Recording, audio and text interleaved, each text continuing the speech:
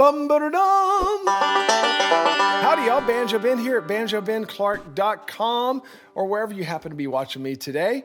Let's play and learn a pretty straight-ahead version of Cumberland Gap. Listen up.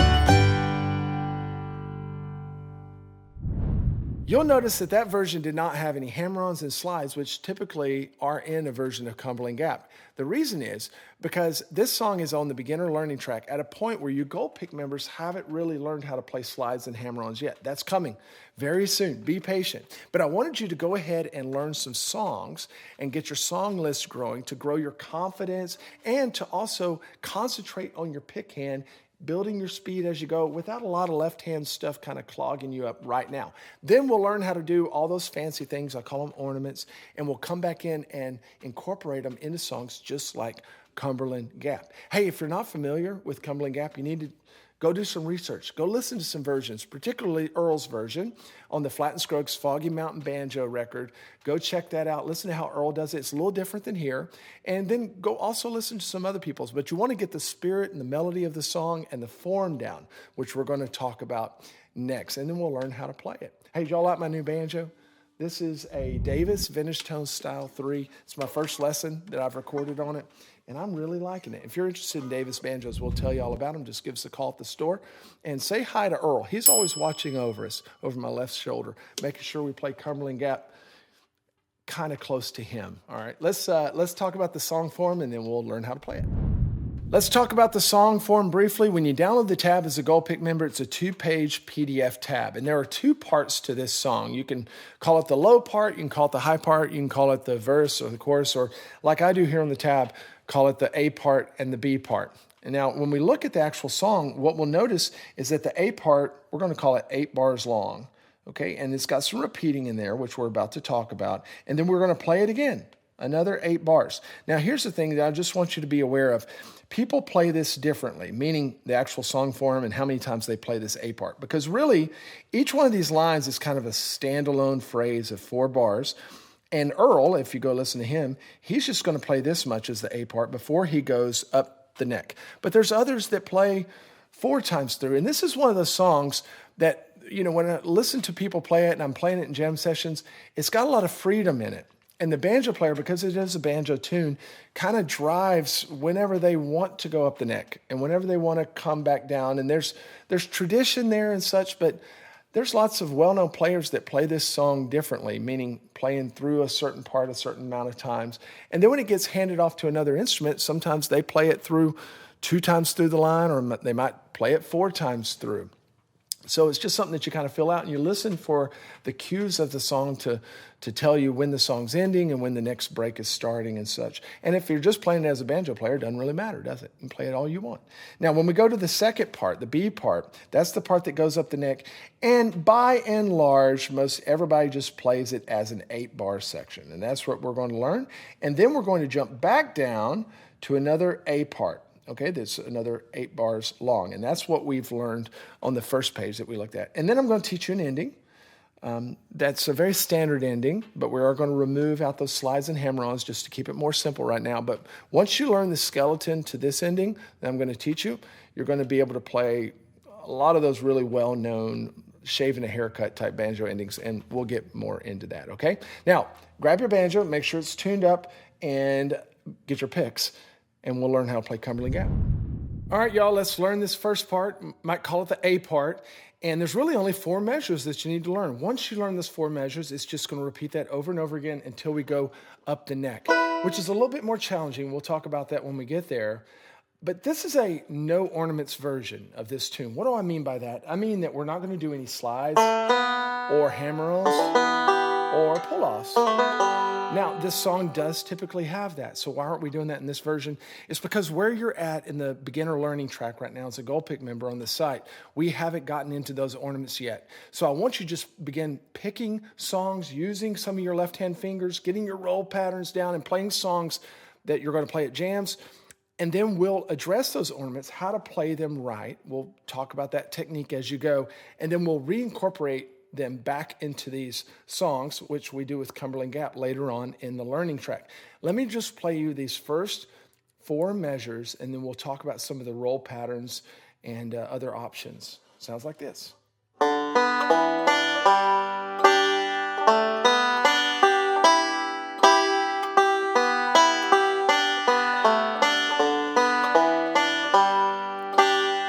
There you go. Then we're just going to repeat that in the next line. We're going to repeat it several times as we talked about in the song form portion of this lesson. Now, there's a melody here that I want you to be mindful of, and because we're going to try to bring that out. In fact, this song, I don't know all the words, but it does have words to it. And the melody sounds like this.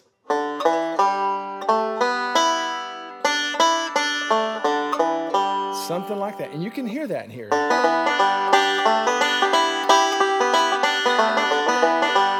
So we want to bring those out.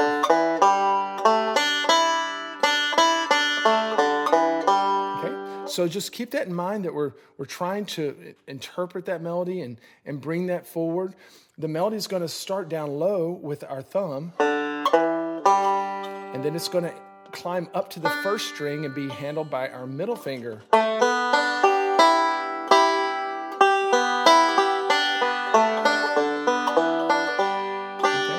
So that's more of an advanced technique as you move along, bringing out that melody. You might just be concerned right now with getting the rolls down, and that's totally fine. In fact, let's talk about these rolls. The first thing we see is what? What kind of roll? That's a square roll. We've learned that. We've had a whole lesson on that. Got these pinches, of course. This is a forward roll, more pinches. Then we've got a forward reverse roll. This is one of the reasons why I'm teaching you this song is because we have all these roll examples here to demonstrate in the song. We just learned them all. And then another square roll. You'll notice that this measure and this measure are identical. So really we only have 3 different measures to learn here. Now, whenever we're going to play this song more advanced, a lot of times, rather than a square roll here, they will use a forward roll. And we'll do a hammer-on where we'll throw a 2nd fret in right there, okay? And then also another thing we'll do is we'll throw a slide right here, okay? And I'll just show you what that sounds like briefly, and then you can jump over and learn the more advanced version if you want. It sounds something like this. Okay,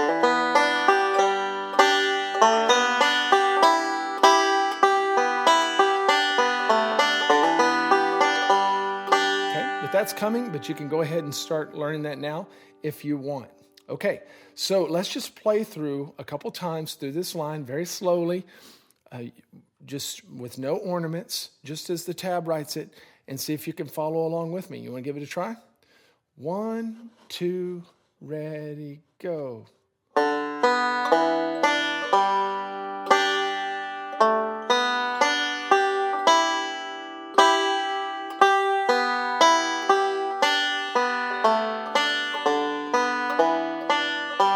One more time.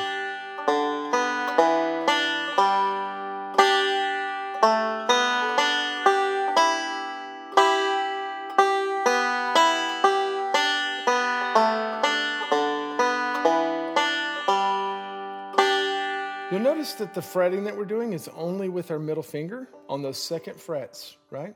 That makes it pretty simple. But if that's causing you some trouble, you might just start playing it only with the right hand. So forget the fretting and just play the rolls that are there.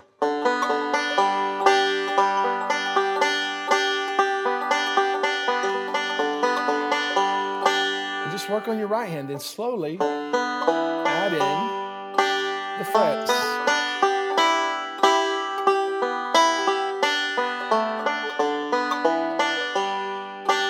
Lots of fun. Okay, and then that's played through several times as we talked about, and then we're going to move up the neck, a little bit more challenging. Let's take a look at that now. As we go up the neck, let me play it for you really quick, and then we'll talk about it a bit. Hey y'all, just a quick break to remind you that my Gold Pick members at banjobenclark.com, they have full access to over 800 lessons for banjo, guitar, and mandolin. They can download the tabs, stream, download the jam track MP3s, which is like playing along with a real band. And if you're tired of just poking around and trying to chart your own path on YouTube to be a better picker, come over there because I have learning tracks that show you where to go next and a thriving forum community of other pickers that are helping one another get better. I'm always over there answering questions. Come check it out, banjobenclark.com. If you go to joinbanjoben.com, there may be a special live, depending on when you're watching this, where you can get a discount even for a Gold Pick membership. But I'd be honored to have you on board. Let's get back to the lesson. As we go up the neck, let me play it for you really quick, and then we'll talk about it a bit.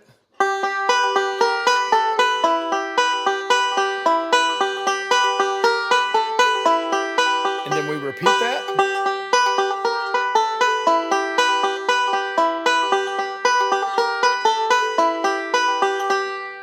Okay, there's some strategy that happens here, and we'll talk about the fingering and the stretching, and it might seem impossible at first, but you'll get it. Let's look at the tab. Again, we notice that there's really only a few measures that we have to learn because this measure here and this measure here are exactly the same. And then we've got this forward reverse roll here and something very, very similar to it here. Now, whenever you play a more advanced version of this, this really doesn't change much. When I listen to great players play it, go listen to Scruggs play it. Other folks, it's pretty much like this. There's little tricks that you can throw in there with some chokes and things, and that will come. But this is a great version of the Cumberland Gap up the neck part. We're going to use our pinky to reach out and grab that 11th and 10th fret, as we're going to show you here in just a bit. And whenever we do that, we're not going to be laying our middle finger down on the 9th fret here. The middle finger will just come down there, and I'll show you that here in just a little bit. Another thing that you want to notice is that these four notes here, look at the pick pattern for that. It's index, middle, thumb, middle. That's the Foggy Mountain roll pattern. That just makes it easier to play, to throw our thumb down there. We see it there, and we also see it here. Okay, so when you're jumping up to this position, it happens pretty quick because we just finished down here. And we're jumping up here, and what I want you to do is jump with your index and your ring finger to the 8th and 9th fret. Okay, just like that. And we can go ahead and start it there without having anything else in place because it starts in measure 17 with just a forward roll. And it gives us a little time to get our pinky stretched out to the 11th fret and then back to the 10th fret. You might just practice going. Now, I'll tell you that if your banjo string action is very high, meaning that your strings are high off the fretboard, it's going to make it a little bit more difficult to play. This one's a little higher on purpose because I like the tone that it has, but it does make it a little bit more difficult to play, and I've got to really try. And I don't show a lot of people this, but my pinkies are deformed. They do not open all the way. Do you see that? Can you see that? It's kind of weird, huh? It's been like that since I've been born. It's gotten worse over time. So these kinds of stretches, they are difficult for me too. Yes, but we can do it. So if you're saying, I can't do it, my pinky can't get there. Well, if I can do it, I think you can do it. We just got to be careful not to mute that first string with our pinky, okay? And so we start with just that 2-finger position. And then we can throw our middle finger down for measure 18, and that's our E minor position. Very, very important position. If you've never made this position before, just get ready because it's the first of 1 million times that you're going to play this E minor position on the banjo. So go ahead and get used to it. And then we do that forward reverse. And then when we start measure 19, we can lift our middle finger again. That makes it easier to get that stretch with our pinky. Yes, I can hold it down and get it. Just more of a stretch, so I'll, and most people do, release that middle finger for measure 19 and then back on measure 20. And then we repeat it with the next line. So again, let's just try to play through this a couple times slowly and see if we can get it somewhat clean. If you can't get it clean yet and you're muting, yes, we need to work on that, but I would encourage you to just keep playing it. And that your clarity will come to your left hand over time. Don't freak out and freeze, and don't push on with this song if you can't get that. It'll come. 1, 2, ready, go.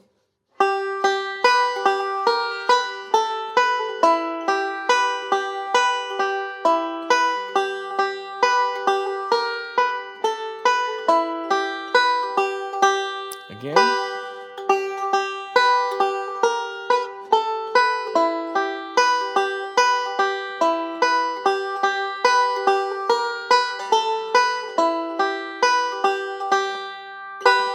And after that last pinch, we'll go back down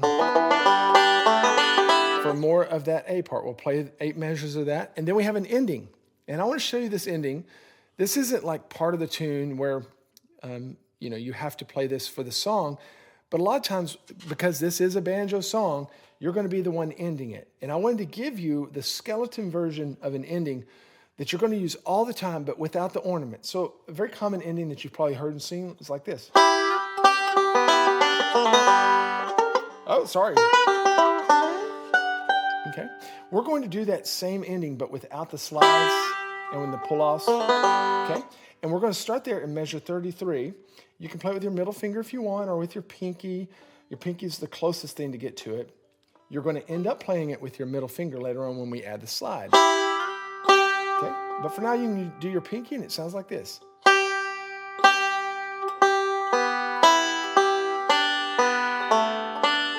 Then we have 2 whole beats to get up here to the end.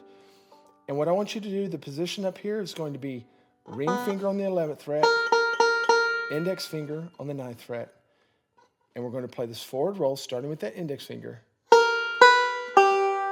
And as you play that open 5th string, that gives you time to jump down and grab this 8th fret with your middle finger. Just practice that. Just practice going.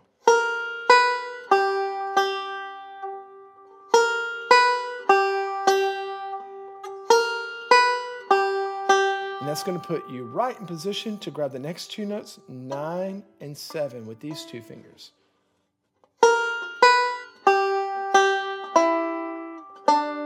Again.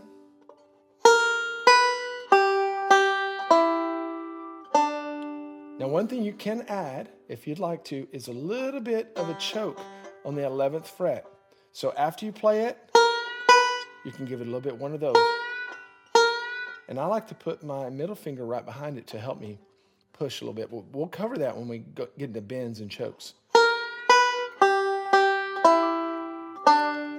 Then what I want you to do with that index finger is just kind of drag it up the string. You don't have to press down real hard. Just drag it up and head for the 16th fret and then the 17th fret.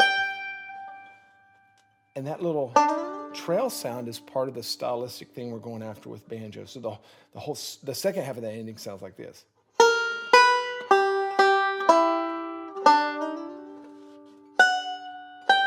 Now that trail is not as audible whenever you're doing it slow. It sounds like this. You can the whole ending.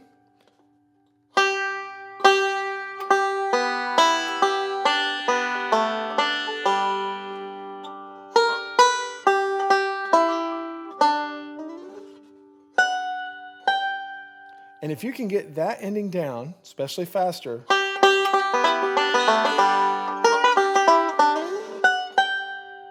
you can get this one.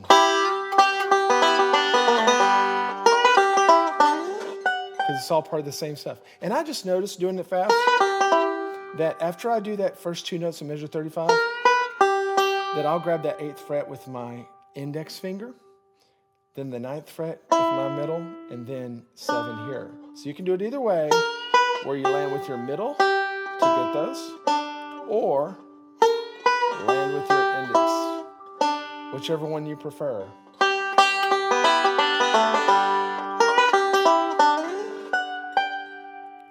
Let's play it all the way through slowly. All the way through slowly, and don't forget that I have the Jam Track MP3s there on the website for my Gold Pick members that you can download or stream there on the site at different speeds to play this song. 1, 2, ready, go.